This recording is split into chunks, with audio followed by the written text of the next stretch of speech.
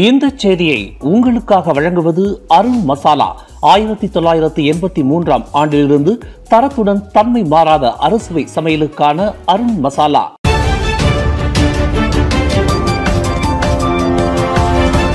வணக்கம். திசைகளின் ஒரு மணி செய்திகள். அன்வாரின் வெளிநாட்டு கணக்குகள் குறித்த குற்றச்சாட்டுகள் 25 ஆண்டுகளுக்கு முன்பே பொய் என நிரூபிக்கப்பட்டுவிட்டன. SPRM அறிவிப்பு. இஸ்ரேல் உட்பட 20 நாடுகளில் பிரதமர் டத்தோஸ்ரீ அன்வார் இப்ராஹிம் வங்கிக் கணக்குகள் வைத்திருப்பதாக கூறும் குற்றச்சாட்டுகள் கடந்த 1999 ஆண்டே விசாரிக்கப்பட்டு பொய் என நிரூபிக்கப்பட்டுவிட்டன என்று SPRM தெரிவித்துள்ளது. அன்வாருக்கு எதிராக ஊழல் அல்லது அதிகார துஷ்பிரயோகம் செய்ததற்கான எந்தவொரு ஆதாரமும் கிடைக்கப்பெறவில்லை என்று அப்போதைய ஊழல் தடுப்பு ஆணையம் அறிவித்துள்ளதையும் SPRM மேற்கோள் காட்டியுள்ளது. அண்மையில் டிக்டாக்கில் பகிரப்பட்டு வரும் அன்வாருக்கு எதிரான காணொலி ஒன்றுக்கு பதிலளித்துள்ள SPRM, இவ்வழக்கை விசாரணை செய்த முன்னாள் புலனாய்வு இயக்குநர் டத்தோ அப்துல் ரசாக் இட்ரிஸ் தனது விசாரணையின் உண்மைத்தன்மை குறித்து சத்திய பிரமாணம் எடுத்துள்ளதாகவும் குறிப்பிட்டுள்ளது.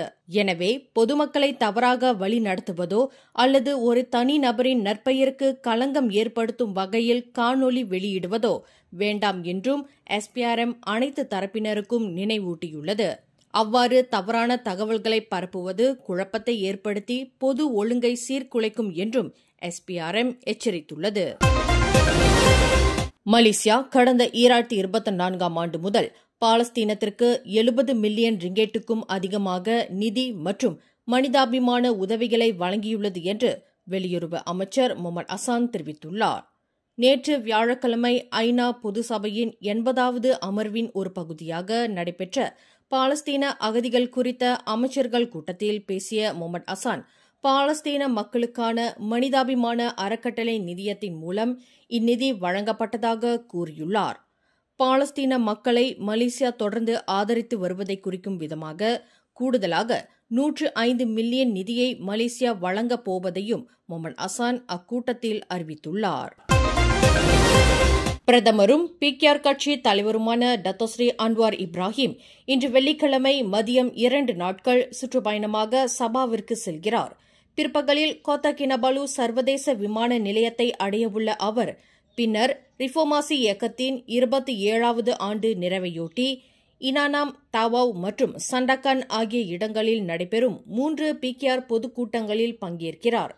நாளை சண்டாக்கானில் நடைபெறும் ஜெலாஜா வீரா மடானி என்ற மலேசிய கடல்சார் அமலாக்க நிறுவனத்தின் 20ஆம் ஆண்டு விழாவில் பங்கேற்ற பின்னர் மலாக்கா பத்துபுரண்டாம் சர்வதேச விமான நிலையத்திற்கு புறப்பட்டு தனது சபா பயணத்தை நிறைவு செய்கிறார்.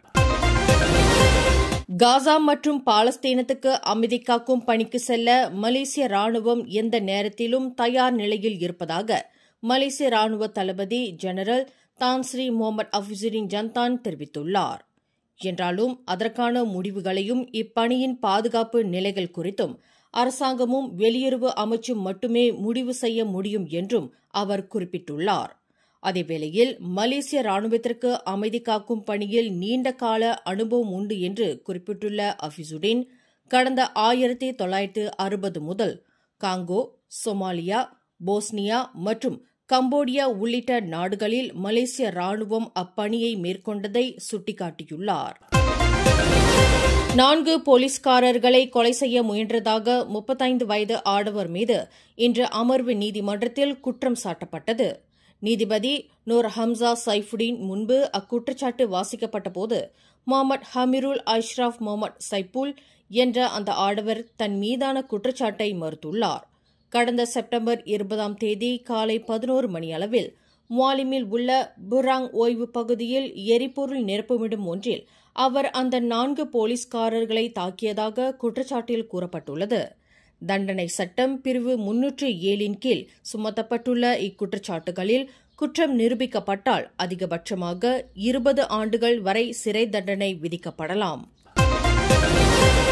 இந்தோனேசியாவின் பாலி தீவில் மரணமடைந்த 23 வயது ஆஸ்திரேலிய இளைஞர் பைரன் ஹெடோவின் உடல் இதயம் இல்லாமல் சொந்த நாட்டிற்கு அனுப்பப்பட்ட விவகாரத்தில் பாலி காவல்துறை தற்போது மறு விசாரணையை தொடங்கியுள்ளது. ஹெடோவின் உடல் இதயம் இல்லாமல் ஆஸ்திரேலியாவிற்கு திருப்பி அனுப்பப்பட்டதை அவரது குடும்பத்தினர் கண்டுபிடித்ததைத் தொடர்ந்து இவ்வழக்கு தற்போது உறுப்புகள் திருடப்பட்டுள்ளதா என்ற கோணத்தில் விசாரிக்கப்பட்டு வருகின்றது. சம்பவம் நடந்த நேரத்தில் ஹெடோவுடன் வில்லாவில் தங்கியிருந்த 3 ஆஸ்திரேலியர்களை விசாரிக்க பாலி காவல்துறை தற்போது ஆஸ்திரேலிய போலீசாரின் உதவியை நாடியுள்ளதாக பாலி காவல்துறையின் செய்தி தொடர்பாளர் ஏரியசெண்டி தெரிவித்துள்ளார். இன்று வெள்ளிக்கிழமை அதிகாலை கோலக்கராய் கம்போங் பத்து பாலாய் அருகே 15 பயணிகளுடன் சென்ற விரைவு பேருந்து ஒன்று திடீரென கவிழ்ந்து விபத்துக்குள்ளானது. அதிகாலை 5:30 மணியளவில் நடந்த இந்த சம்பவம் குறித்து பொதுமக்கள் MERS மூலியமாக கிளாந்தான் தீயணைப்பு மற்றும் மீட்புத் துறையினருக்கு தகவல் தெரிவித்துள்ளனர். இந்நிலையில் 5:54 மணியளவில் சம்பவ இடத்தை அடைந்த மீட்புத் துறையினர் காயமடைந்தவர்களையும் பேருந்தின் உள்ளே சிக்கிக் கொண்டவர்களையும் மீட்கும் பணியில் ஈடுபட்டுள்ளனர். இந்த செய்தியை உங்களுக்காக வழங்கியது அருண் மசாலா. 1983ஆம் ஆண்டிலிருந்து தரத்துடன் தன்மை மாறாத அறுசுவை சமையலுக்கு அருண் மசாலா. மேலும் செய்திகளை தெரிந்து கொள்ள கீழே இருக்கும் பெல் பட்டனை அழுத்துங்கள். உங்கள் மகிழ்ச்சியை வெளிப்படுத்த லைக் மற்றும் ஷேர் செய்யுங்கள். தொடர்ந்து திசைகளோடு இணைந்திருக்க சப்ஸ்கிரைப் செய்யுங்கள்.